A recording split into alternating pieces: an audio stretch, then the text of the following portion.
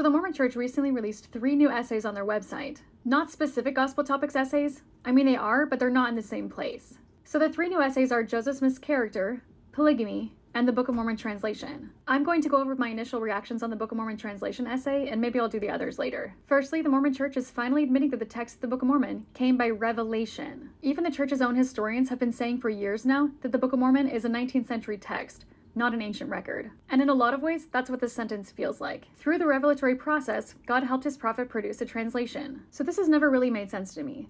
If words appear on a rock and he writes them down, it's not a translation. If I type something into Google Translate and then write it down, it's not me who's translating, it's Google.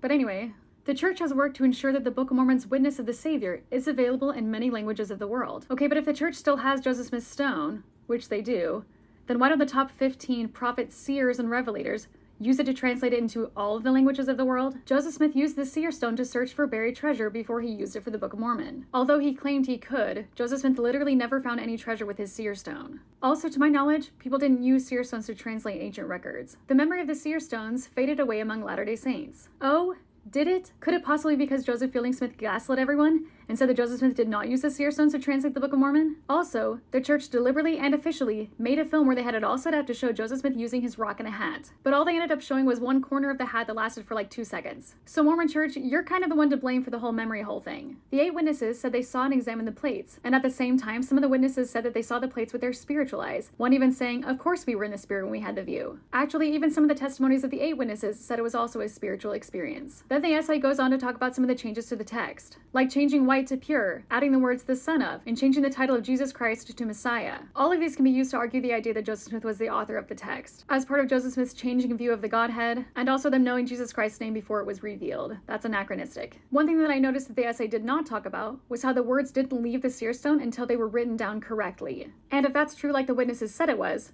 then Joseph Smith shouldn't be changing any of the words at all. Anyway, those were the main things that I noticed. I wonder how much and how quickly the church will latch onto this idea that the Book of Mormon was a revelation, not a translation.